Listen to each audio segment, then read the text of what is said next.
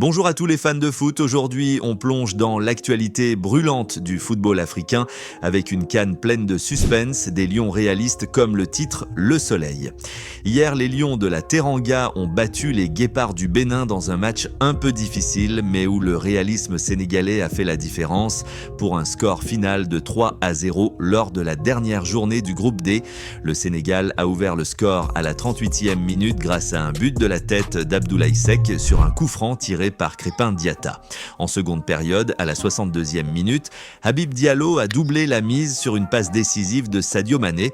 Puis dans les enclins et dans les arrêts de jeu, à la 90e minute plus 7, Chérif Ndiaye a scellé la victoire sur un penalty après une faute sur Ibrahim Mbaye dans la surface.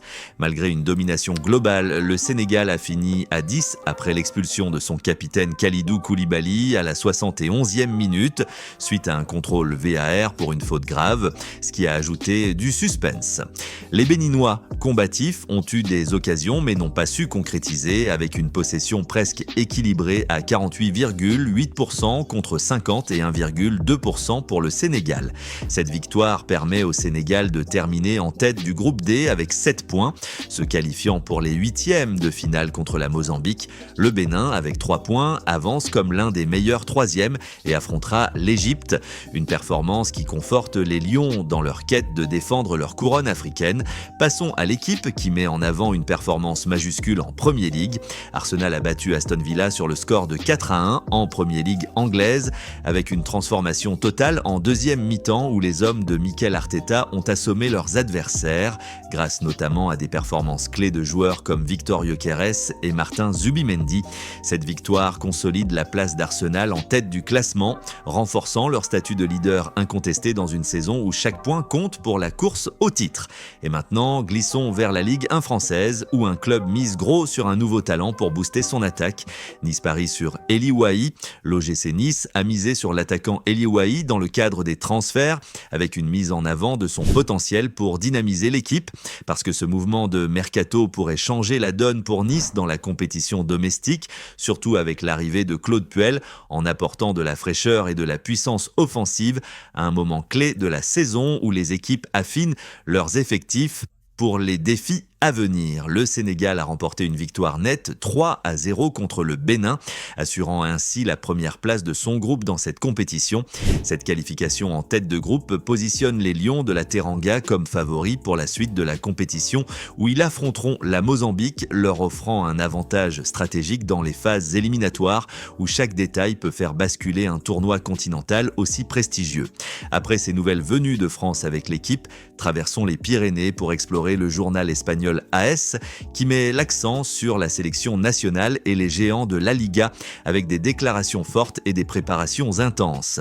Luis de la Fuente, sélectionneur de l'Espagne, exprime sa confiance pour lutter pour la Coupe du Monde en espérant les retours à temps de Carvajal et Rodri et en soulignant que Lamine Yamal a choisi l'Espagne car il se sent espagnol. Parce que ces déclarations motivent l'équipe nationale à un an du mondial, renforçant l'unité et les attentes autour d'une sélection qui vise le trophée mondial. On reste en Espagne, mais descendons au niveau des clubs avec un focus sur le Real Madrid. Mbappé, Vinicius et Xabi ont été acclamés lors d'un entraînement ouvert au public, marquant une unité d'équipe pendant les fêtes. Cet événement public renforce le moral et la cohésion au sein du Real Madrid, à un moment clé où le club prépare ses prochains défis dans toutes les compétitions. Enfin, jetons un œil à l'Atlético de Madrid où un retour fait sensation. Le joueur andalou Baena réintègre le groupe et est testé dans le 11 de départ en vue du match contre la Real Sociedad. Pourquoi c'est important ? Parce que ce retour, il pourrait influencer la composition de l'équipe et booster les performances de l'Atlético dans une Liga compétitive où chaque joueur clé compte pour maintenir le rythme. Après ces insights espagnols d'AS, cap sur le Portugal pour plonger dans les pages d'Abola qui met en avant les défis des stars portugaises à l'étranger, les transferts locaux et les controverses dans le championnat national avec un regard sur les clubs comme Benfica, Sporting et Porto. Sidney Cabral a signé un contrat avec Benfica jusqu'en 2030, exprimant son anxiété à jouer et son désir de remporter des titres. C'est le premier renfort hivernal de l'effectif du Benfica. On reste le Benfica qui cherche toujours à renforcer son effectif. La volonté d'André Luiz pourrait l'aider à devenir le deuxième renfort hivernal. Les ajustements stratégiques en cours au Benfica visent à consolider l'équipe pendant la fenêtre de transfert pour maintenir la compétitivité. On enchaîne avec le Sporting où un joueur résiste aux sirènes étrangères.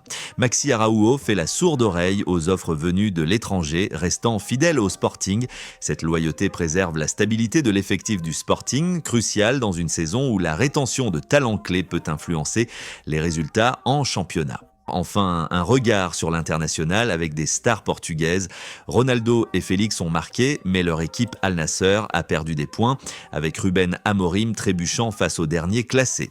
Après ces nouvelles portugaises, Dabola cap sur l'Italie avec la Gazzetta dello Sport qui se concentre sur les mouvements en Serie A, les renouvellements de contrats et les potentiels retours de stars pour un regard sur les dynamiques des clubs comme l'Inter, le Milan et la sélection nationale.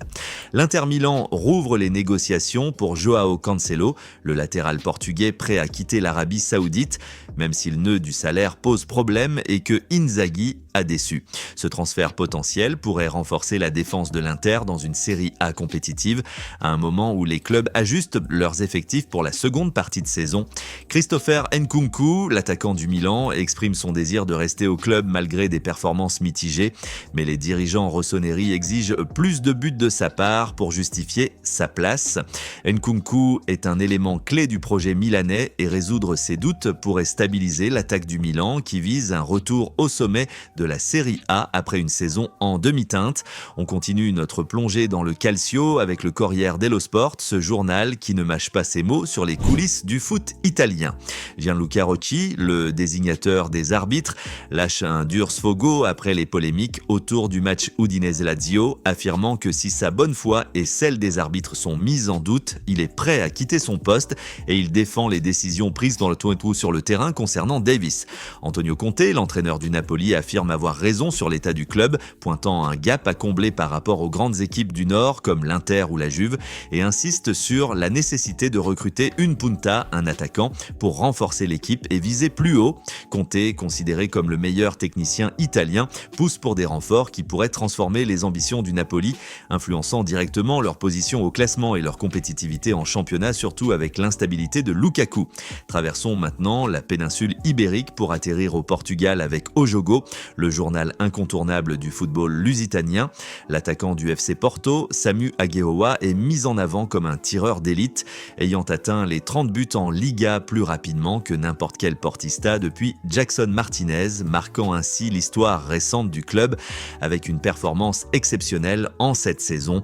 Cette prouesse offensive renforce la position de leader du FC Porto en championnat, boostant leurs chances de titre et soulignant l'efficacité de leur attaque dans une compétition où chaque but compte pour distancer les rivaux comme Benfica ou Sporting.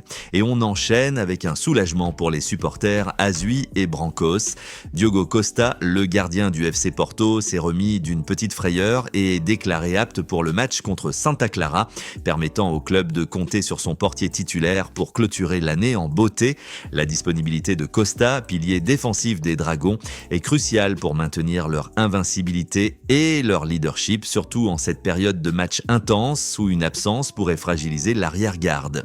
Et voilà qui clôt cette revue de presse. Si cette série de décryptage vous a captivé, likez la vidéo, partagez vos avis sur ces scoops en commentaire et abonnez-vous pour ne rien manquer des prochaines revues internationales.